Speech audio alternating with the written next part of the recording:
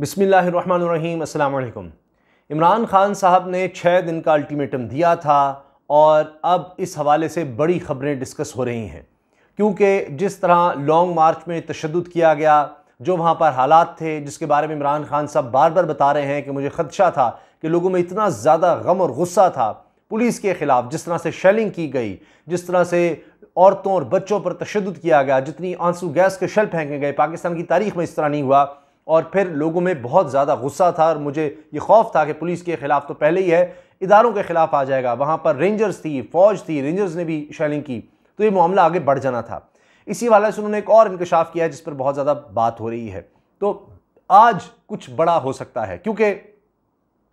अभी आप देखें कि फैसल जावेद ने भी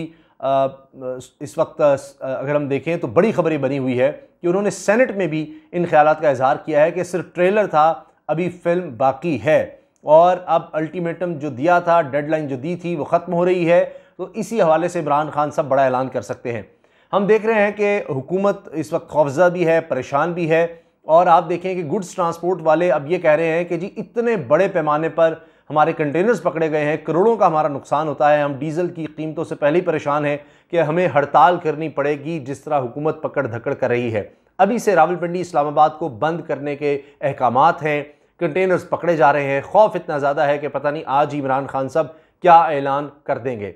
इमरान खान साहब मुसलसल इंटरव्यूज़ दे रहे हैं, एंगेजमेंट्स उनकी नज़र आ रही हैं, कहीं जलसे कर रहे हैं, कहीं लोगों से खिताब कर रहे हैं, कहीं कारकुनों का कन्वेंशन है, कहीं वुकला कन्वेंशन से वो बात कर रहे हैं। अब पता क्या लग रहा है कि मूड क्या नज़र आ रहा है। एक तरफ आप देखिए कि इमरान खान साहब इंटरव्यूज़ में इस चीज़ का इजहार कर रहे हैं कि वहाँ पर असलहा भी था और मुझे ये डर था कि अब यहाँ पर खून खराबा होगा। हुकूमत तो यही चाहती है कि किसी तरह से बकौल उनके कि इस तरह के हालात पैदा हो जाएं ताकि एक मुल्क में अनारकी आ जाए और तबाही हो। मुझे अपने मुल्क का मफाद अजीज़ है, इसीलिए मैंने फिर लॉन्ग मार्च के बाद कोई धरना वगैरह नहीं दिया, वहीं पर लॉन्ग मार्च को ख़त्म करने का ऐलान किया। अब दूसरी तरफ तैयारियां भी हो रही हैं, टास्क भी दिए जा रहे हैं। जो लोग वहाँ पर नहीं पहुँचे, जिनकी कारकर्दगी अच्छी नहीं थी, उनकी लिस्टें और इस हवाले से भी बात हो रही है। दूसरी तरफ अगर आप देखें तो सेनेट में भरपूर तरीके से तहरीक इंसाफ के लोग गरजे बरसे हुकूमत पर। उससे नज़र आ रहा है कि अब हो सकता है कि जो बात की जा रही है कि जी शहबाज शरीफ और ये मखलूत हुकूमत जो है, जिसको इमरान खान साहब इम्पोर्टेड हुकूमत कहते हैं, इनका ये प्लान है कि बिल्कुल ही इमरान खान साहब को तहरीक इंसाफ को साइडलाइन किया जाए और वहाँ पर जिस तरह से डमीज़ बिठाए हुए हैं उनके ज़रिए, यानी जिस तरह आपने देखा राजा रियाज हैं या दीगर लोग हैं, और उनको ही अपोजिशन लीडर बना दिया राजा रियाज को, और उनके तहत कानून साजी भी कर ली जाए, सारे मामला उसके तहत चला दिए जाएँ। तो जिस तरह सेनेट में नज़र आया है कि भरपूर तरीके से आवाज़ उठाई गई है तहरीक इंसाफ के लोगों की तरफ से कि जी इतना जुल्म हुआ, इतना तशद्दुद हुआ,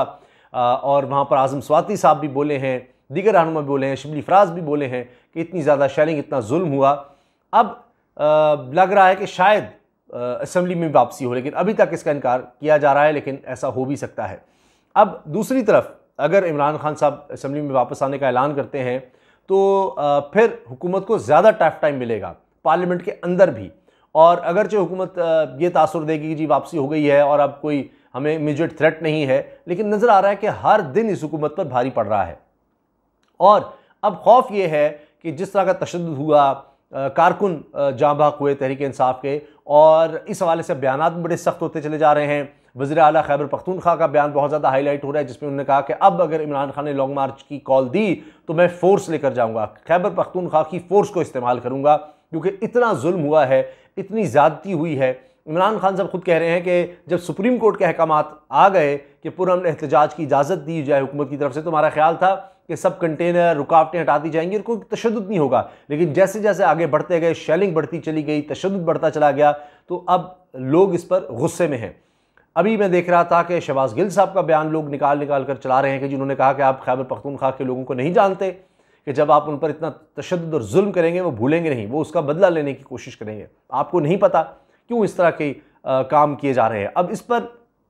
कहा यह जा रहा है कि जनाब ये तो एक सिविल वॉर किसी कैफियत है। अब एक सूबा पूरा खैबर पख्तूनख्वा, उसके वज़ीर आला ये बात कर रहे हैं कि हम फोर्स लेकर आएंगे। इसके साथ साथ वो ये ऐलान कर चुके हैं कि हम सुप्रीम कोर्ट जाएंगे और जिस तरह से ये तशद्दुद किया गया राना सनाउल्लाह के ख़िलाफ़, वज़ीर आज़म शहबाज शरीफ के ख़िलाफ़ हम पर्चा दर्ज करवाएंगे, सुप्रीम कोर्ट में जाएंगे। अब ये एक वज़ीर आला कह रहा है। इसी तरह से आज़ाद कश्मीर के वज़ीर आज़म वहाँ पर थे और गिलगित बल्तिस्तान के वज़ीर आला थे। अब जाहिर है कि उनके साथ गार्ड्स भी थे, तो उनके पास भी असलहा था। एक मसला ये भी है, इसी वजह से इमरान खान साहब ने जो बयान दिया, उन्होंने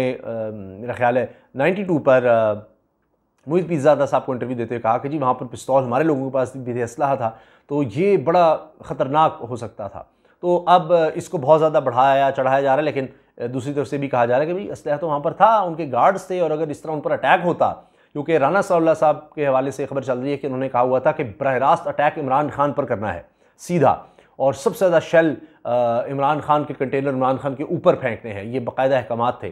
तो फिर शायद इमरान खान से को इस चीज़ का पता लग गया, तो फिर ज़ाहिर है लोगों ने मुश्तिल हो जाना था, वो पहले ही थे, और इमरान खान साहब ने कहा जी मैं अगर आगे फिर डी चौक की तरफ जाता तो मामला और ज़्यादा ख़राब होने थे मुझे देखकर, या इन पर अगर अटैक होता तो लोगों ने और मुश्तिल हो जाना था। तो अब बजाय इसको अप्रिशिएट किया जाए कि इमरान खान साहब ने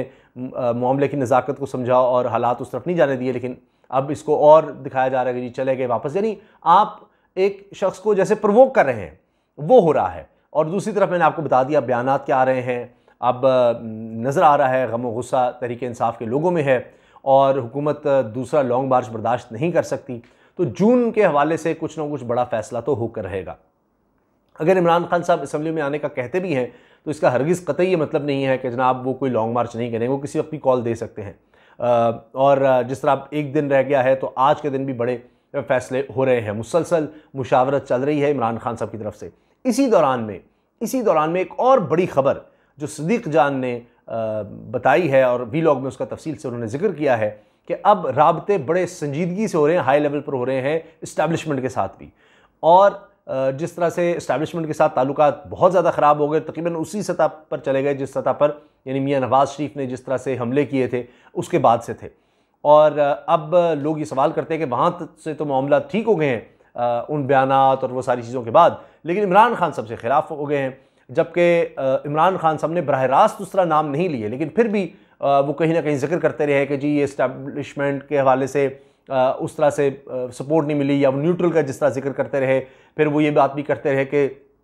करप्शन का तो इदारों का मसला ही नहीं था,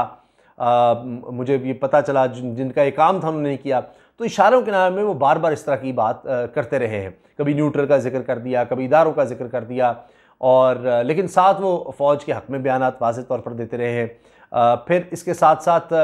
जब पैगामात आए कि जनाब ये कहा गया कि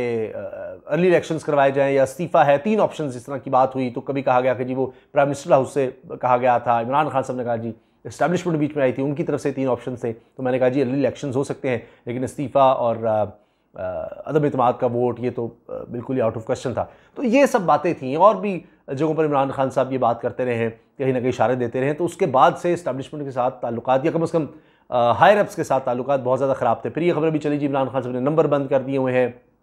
नंबर ब्लॉक कर दिए हैं, बातचीत नहीं है, कुछ ऐसा नहीं है। लेकिन फिर अब तहरीक इंसाफ के भी कुछ रहनुमा ये समझ रहे हैं कि जी इस्टेब्लिशमेंट के साथ ताल्लुकात ख़राब करके किसी भी सूरत में हुकूमत में तो आए नहीं जा सकता, और कोई ना कोई फिर चला जाता है, जमातों में से भी चला जाता है, दूसरी जमात में भी चला जाता है, या कोई ना कोई जमात या हुकूमत हो या अपोजिशन हो, या इनकी जमातों के अंदर ही लोग जो हैं वो इस्टेब्लिशमेंट से राब्ते करते हैं कि जी ये कर दें वो कर दें। तो इसलिए मुखालफत में जाकर तो फिर मामलात बहुत ज़्यादा ख़राब हो जाएंगे। तो एक तरह से इमरान खान साहब को भी पैगाम दिए जा रहे हैं, दूसरी तरफ से भी कोशिशें हैं। और जिस तरह मैंने आपको बताया कि ये खबरें भी चली कि जी कुछ 3 लोगों ने राब्ता किया डॉन में भी, और उससे पहले एयरवाई पर नहीं मिस्टर भट्ट साहब ने भी खबर दी थी कि कुछ लोग बीच में आए, और जिनकी वजह से फिर ये कहा गया कि जी कुछ अरसे में कुछ ना कुछ मामला तय हो जाएंगे, और उनकी गारंटी पर फिर इमरान खान साहब ने लॉन्ग मार्च ख़त्म किया। तो वहाँ भी कहीं राब्ते नज़र आ रहे हैं, शायद अब ये आगे बढ़ रहे राब्ते और इसका एक तसलसल है। और क्योंकि कहा यह जा रहा है कि इस वक्त इस्टेब्लिशमेंट की सारी सोच इकॉनमी पर है कि किसी न किसी तरह पाकिस्तान जो खुदा न खास्ता डिफ़ॉल्ट किसी सूरत हाल में जा रहा है उससे बचा जा सके, और कुछ हालात ऐसे किए जा सकें। और उसके बाद जिस तरह मैंने आपको बताया कि जी एक रिटायर्ड आर्मी ऑफिसर, एक रिटायर्ड चीफ जस्टिस और एक बड़ी कारोबारी शख्सियत, ये 3 लोग थे जिनकी तरफ से इमरान खान से रब्ता किया गया या गारंटी दी गई, इस तरह की बात हुई। ये डॉन में भी ये बात छपी है। तो मामलात ये हैं कि आप बड़ी संजीदगी से उसको पैचअप कह लें, या मामलात जो हैं किसी तरफ गुफ्तगू शनीद की तरफ आएँ, या एक ट्रस्ट डेफिसिट जो है या इस्टेब्लिशमेंट इमरान खान के ख़िलाफ़ जो इमरान खान के दरमियान जो तलखियाँ बहुत ज़्यादा पैदा हो गई हैं उनको कुछ कम किया जाए, इसके लिए भरपूर दोनों तरफ से कोशिशें नज़र आ रही हैं, राबते नज़र आ रहे हैं। अब देखते हैं कि किस तरह से इसके असरात नज़र आते हैं और ये बात कहाँ तक जाती है। मगर ये ज़रूर है कि अब राबते तो कम से कम किसी हद तक बहाल हुए हैं। अब तलखियाँ किस हद तक कम होती हैं या मामलात किस तरह से सुलझते हैं, आगे कैसे बढ़ा जाता है, ये तो जैसे जैसे इस हवाले से खबरें आएंगी तो इंशाल्लाह वो भी आपके साथ शेयर करेंगे। अल्लाह हाफ़िज़।